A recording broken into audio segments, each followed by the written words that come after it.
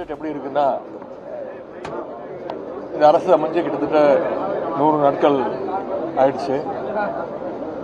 100 நாட்கள்ல இந்த அரசுடைய மார்க் அப்படின்னு யாரை கேட்டாலும் மிகப்பெரிய ஒரு 0 சொல்லுவாங்க, 0 அப்படின்வாங்க. அதே மாதிரி இந்த பட்ஜெட்டும் இன்னைக்கு மிகப்பெரிய ஒரு 0. நாங்களும் தொடர்ந்து கேட்டுட்டே இருந்தோம். என்னுடைய தலைவர் சொன்னாரு, நாங்களும் சட்டசபையில் பேச சொன்னோம். நிறைய தேர்தல் வாக்குறுதிகள் கொடுத்திருக்கிறீங்க, அதை உடனடியாக உங்களால செய்ய முடியாது. ஆனா எப்ப செய்ய போறீங்க அப்படின்னு ஒரு டைம் டேபிள் சொல்லுங்க, ஒரு ரோடு மேப் கொடுங்க அப்படின்னு தொடர்ந்து கேட்டுக்கிட்டே இருந்தோம். அந்த வாக்குறுதிகள்லாம் எப்ப நிறைவேற்றுவீங்கன்னு தொடர்ந்து இந்த அரசியத்தை கேட்டுக்கிட்டே இருந்தோம். இந்த பட்ஜெட் பத்தி பாத்தீங்கன்னா, எங்களுடைய திராவிட மாடல் அரசு, எங்களுடைய தலைவர் கடந்த ஆட்சியில என்னென்ன திட்டங்கள்லாம் கொண்டு வந்தாங்களோ அதற்கு மேலாம் ஒரு ஸ்டிக்கரை ஒட்டி இருக்கிறாங்க. ஆட்சிக்கு வரும்போது மாற்றம் மாற்றம் அப்படின்வாங்க. என்ன மாற்றம் கேட்டீங்கன்னா, எல்லாத்துக்கும் பேர் மாற்றம் செஞ்சிருக்கிறாங்க. அனைத்து திட்டங்களையும் பெயரை மாத்திருக்கிறாங்க. பட்ஜெட்டுக்கு முன்பு பொதுவாகவே எல்லா முதலமைச்சர்களும் அமைச்சர்களும் அதிகாரிகளை கூப்பிட்டு பேசுவாங்க. அதே மாதிரி இந்த அரசும் கடந்த 10 நாட்களாக முதலமைச்சர் எல்லா அதிகாரியும் கூப்பிட்டு ஆலோசனை செய்வது மாதிரி ஒரு போட்டோ ஷூட்லாம் நடத்தி அந்த புகைப்படங்கள்லாம் வந்தது. பெயர் மாற்றம் செய்வதற்கு எதற்கு ஒரு ஆய்வு கூட்டம் நடந்துச்சு, அதிகாரிகளோட என்ன டிஸ்கஸ் பண்ணாரு,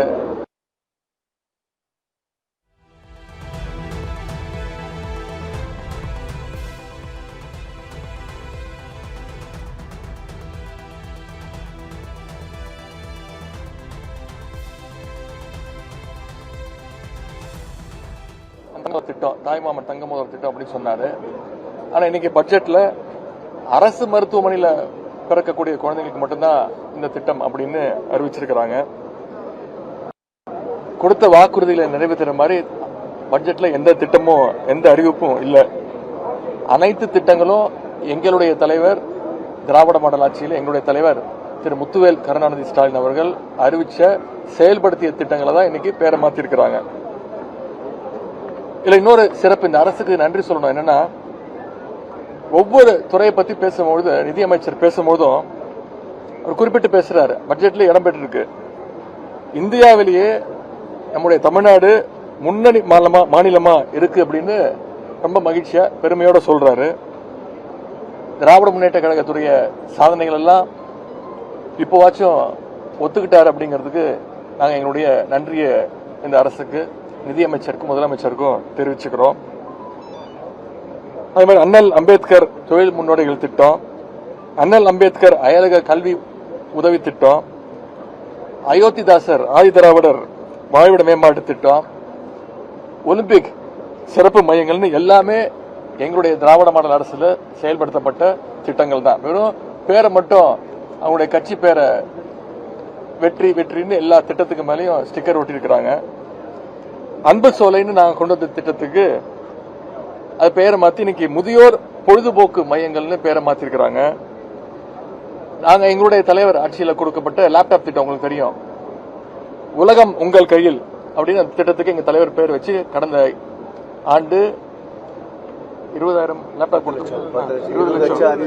20 லட்சம் அறிவிச்சோம், 10 லட்சம் மாணவர்களுக்கு கொடுத்தோம். அதை இன்னைக்கு பேரை மாத்தி வெற்றி மடிக்கணினி திட்டம் அப்படின்னு பேர் வச்சிருக்கிறாங்க. கலைஞர் கனவு இல்ல திட்டம், அதோட பேரை மாத்தி வெற்றி வீடு திட்டம் அப்படின்னு பேரை மாத்தி வச்சிருக்கிறாங்க. அதே மாதிரி மாடல் ஸ்கூல்ஸ், அது பகைசால் பள்ளிகள், அதோட பேரை மாத்திருக்கிறாங்க.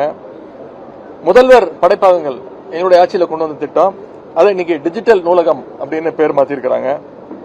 அதுக்கும் பாத்தீங்கன்னா வெறும் 10 கோடி ரூபாய் தான் நிதி ஒதுக்கீடு செய்யப்பட்டிருக்கு. எங்களுடைய ஆட்சியில் கொண்டு வரப்பட்ட நன்னிலம் திட்டம், அதற்கு பேரை மாத்தி இன்னைக்கு மண்ணின் மகள் திட்டம் அப்படின்னு பேரை மாத்தி இருக்கிறாங்க. தேர்தலுக்கு முன்னாடி எங்களுடைய தலைவர் தலைமையிலான அரசு தாக்கல் செஞ்ச பட்ஜெட்ல கல்வி, சுகாதாரம், தொழில் வளர்ச்சி, இப்படி பல்வேறு சமூக நலத்திட்டங்கள் இருந்துச்சு. ஒவ்வொரு ஆண்டும் கல்வித்துறைக்கான ஒதுக்கீடு எங்களுடைய ஆட்சியில திராவிட மாடல் ஆட்சியில பாத்தீங்கன்னா கடைசியா தாக்கல் செய்த பட்ஜெட் 48,500 கோடி ரூபாய் கல்விக்கு எங்களுடைய தலைவர் ஒதுக்கி இருந்தாங்க. இப்போ அதை குறைச்சு முதன்முறையாக குறைச்சு 44,500 கோடி ரூபாய் தான் இந்த முறை ஒதுக்கி இருக்கிறாங்க. நாங்கள் தொடர்ந்து சொல்லிட்டு இருக்கிற மாதிரி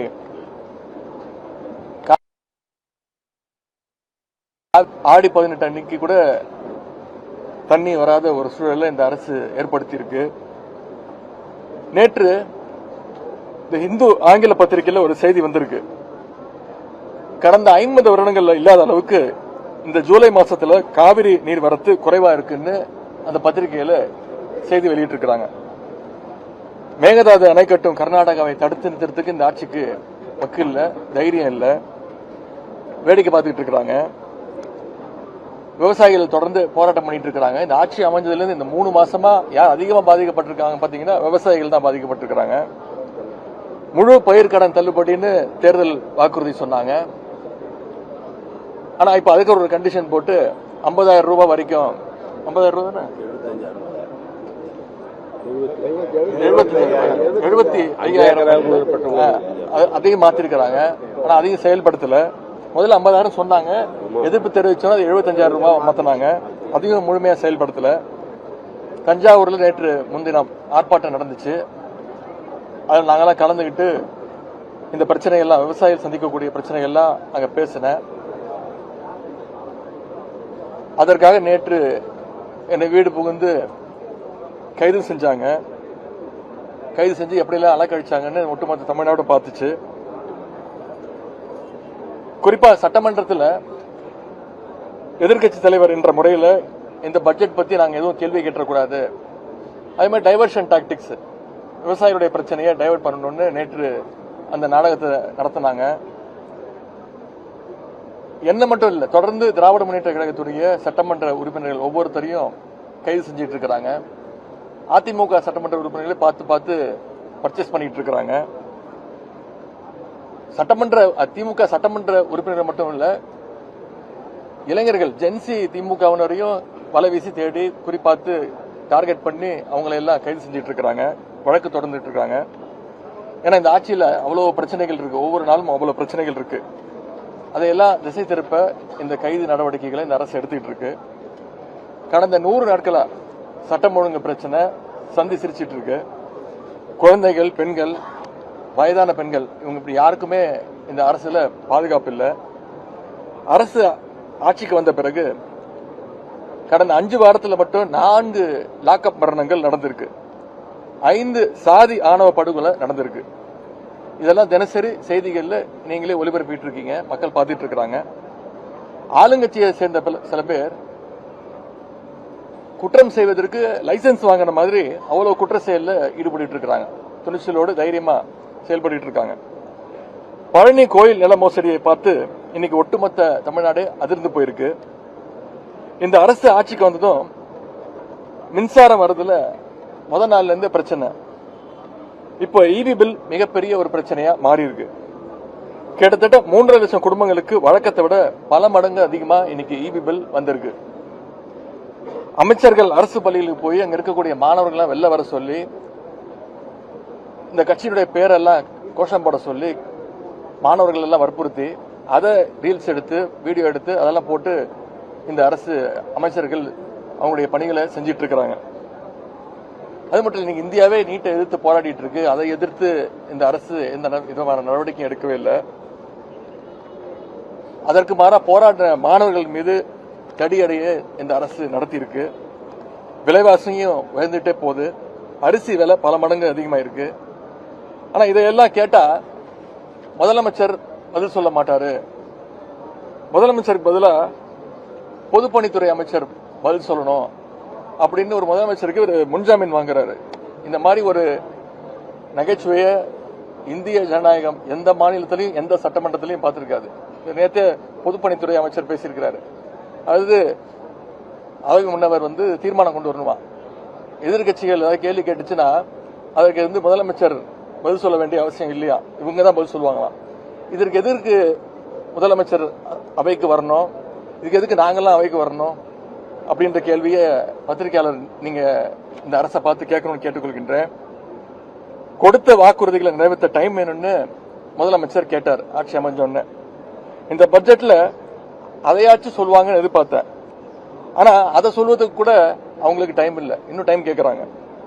எனவே நடக்க போற கூட்டத்தொடர் முழுவதும் ஆணித்தரமாகவும் உறுதியாகவும் மக்கள் பிரச்சனைகளை நாங்கள் திராவிட முன்னேற்ற கழக உறுப்பினர்கள் எங்களுடைய தலைவருடைய அறிவுறுத்தல் பேர்ல பதில் சொல்ல நாங்கள் கேள்வி கேட்க ரெடியாக இருக்கிறோம்.